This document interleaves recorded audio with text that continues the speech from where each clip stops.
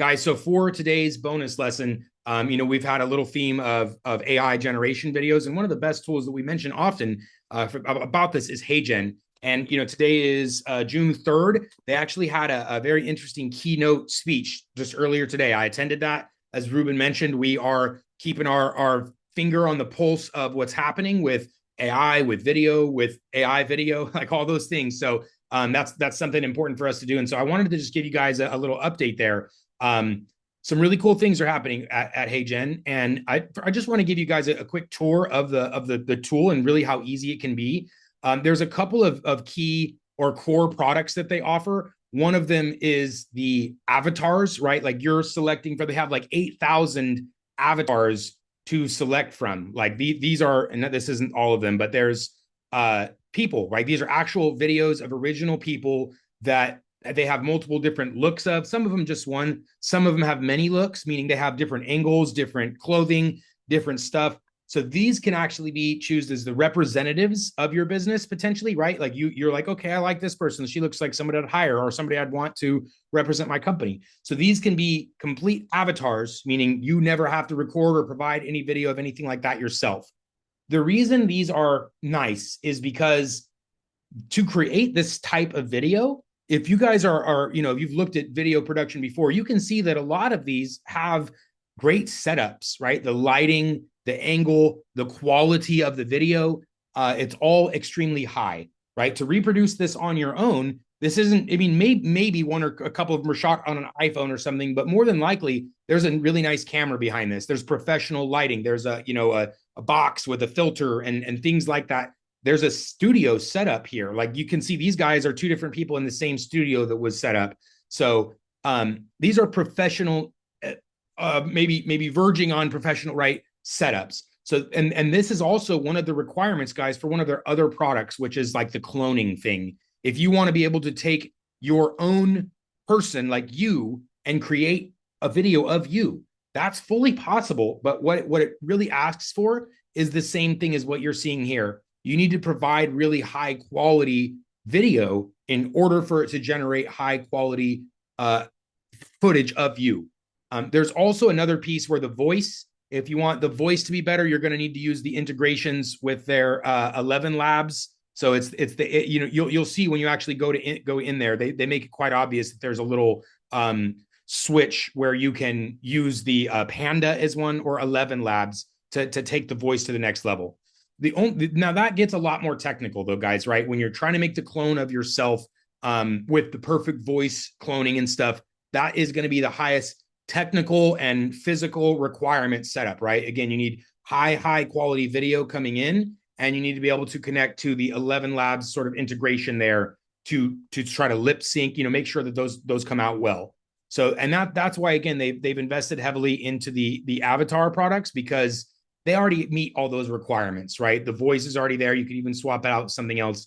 The video and the quality is already there. So the idea with these guys is you can create talking head videos originally, right? That's what it is. You can create a video talking.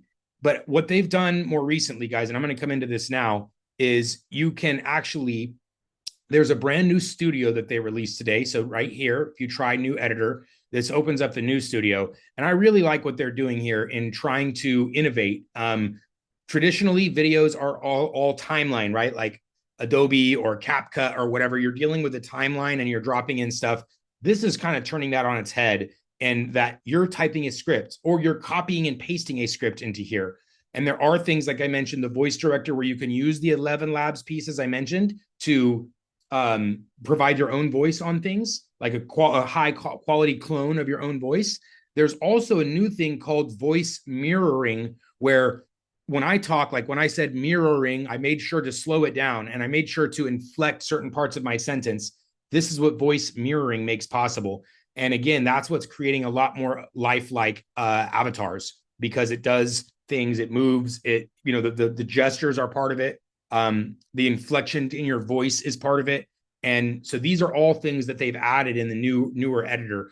There's been gestures before, but that's actually been one of the biggest complaints about Heygen's avatars before, is as I'm speaking, it just keeps doing this, like, because I did this once or twice in my gestures, but it just kind of keeps doing it without a lot of rhyme or reason, right? And so that's one of the complaints. So that is also improved.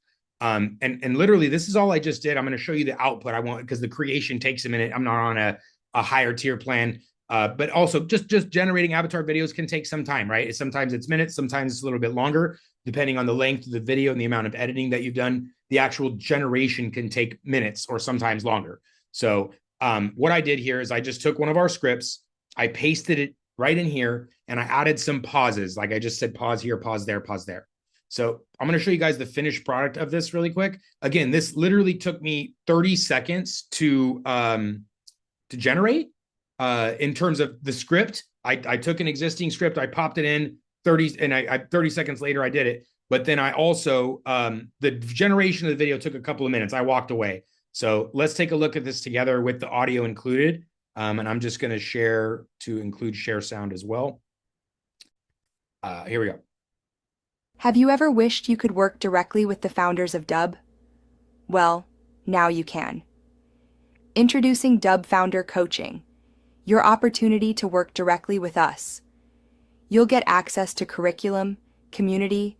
So again, I won't play the whole thing there, but you can see it's if I had a background here on this, like a little vibe, which you can all do right in the same platform, right? I can go right here into the editor, and then I can add backgrounds, right? I can choose from specific images. I can choose gradients. I can use their physical backgrounds like that.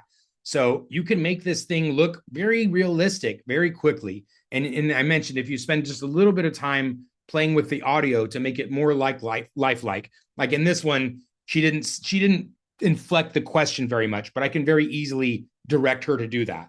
So this is an extremely powerful tool, guys, and they're making leaps and bounds in what they're doing. Now, as Ruben mentioned in the beginning here, it's still not perfect, and there's still this thing called uncanny valley, where it happens very quickly, within seconds, right? When you're watching a video of a thing, or even an image of a person, and you'll see that, is this that you connect to it because, like, oh, that's a person, and then you see something off, the mouth, the lips, the eyes, something looks weird, and then you disconnect from it. And this doesn't have to do with AI, guys. This is a theme that existed before, where if you saw someone that maybe had like a deformity, or that was, so much different from like a really bad scar or something, people would have that same feeling, right? You're looking, and then there becomes this dip in your relation to that person. In fact, where it came from is people like amputees, where you realize they were missing a limb, and then that uncanny valley feeling kind of kicked in. So I won't go into a full definition of what that is, but that's still very common, and it's still very present with AI platforms, AI video creation. The Veo 3 that I described, if you're not prefacing this like, hey, it's me and I want to do a video for you, that part is still where the uncanny valley is still very present. So it's not great for that yet, right? If I wanted to say, hey, John, with the whiteboard and stuff, hey, John, I wanted to make a quick video for you, it's not great at those replacing that yet. It's only probably a matter of time until it can do things like that are harder to tell the difference between reality and what is AI. I can't say how long, right? Could be 6 months, could be less, it could be more. I mean, we've come a long way in a short time, but I wanted to introduce again this technology to you guys. It's come even just very far recently. Like, there was the latest update as of today with the new studio and stuff, and its new ability for improved gestures and pausing and voice mirroring. So they're solving the problems to make it more human-like. As of today, I don't think it's a good replacement for, hey, John, I wanted to reach a video out for you, because you're going to spend more time generating that video and tweaking the script and doing things to make it lifelike, versus the 30 seconds it takes for actually you to just record it. Now, if you're in a position where you're not able to record, right, you're not good at recording, you have the face for radio, we hear sometimes things like that. By the way, that's not a thing I would matter. There's plenty of people that have a face for radio that are crushing it online with videos, right? So we all have our own little excuses and our things that we live in within ourselves, our limitations and limiting beliefs. I encourage you guys to try to get beyond those, right? They don't serve us in a positive way. But there are some things, right? Well, maybe you want to speak to English people, but English isn't your first language, or you don't speak English at all, right? For those of you that may be watching outside of here. So there are definitely opportunities where you can use it for that. But it's still not perfect for the personalized video. Again, how much longer until it is? Time will tell. But what it is really good for is like explainer videos. In fact, I've shared some of Jai's examples here before where they do a good job of introducing a concept, of having a spokesperson speak on behalf of a business or of a product or service. But I think it should be used in conjunction with the hyper personalization. We talk about that a lot here, guys. You know, defining your ICP, understanding the pain points, the hooks, the irresistible offers that you need to craft for these people. And you don't want to put all that together just to have someone, you know, break trust with you because you said, hey, this is a video I made just for you, only for them to hit that uncanny valley and realize that it was not made for them and was in fact generated by AI. Now we've began that relationship with a lie, a fib, and distrust, right? So I don't recommend doing that at this time to try to fool them into thinking that an AI generated video is human. I want you guys to avoid that still. So for your own benefit, right? But if it's not positioned that way, if it's like, hey, I'm Darius and I'm going to introduce you to a concept, that's perfectly fine. There's nothing wrong with that because I didn't position it in a false way, right? That, hey, I'm here to make a personalized video just for you. I recorded this. That's false, right? So you don't want to begin a relationship that way until it's in, you know, you cannot tell the difference. I'm gonna repeat that. So anyway, that's the lesson for today, guys. Heygen has come a long way. They did their keynote today, and they have some fantastic pricing and even a free plan. You can get in there and explore it yourself.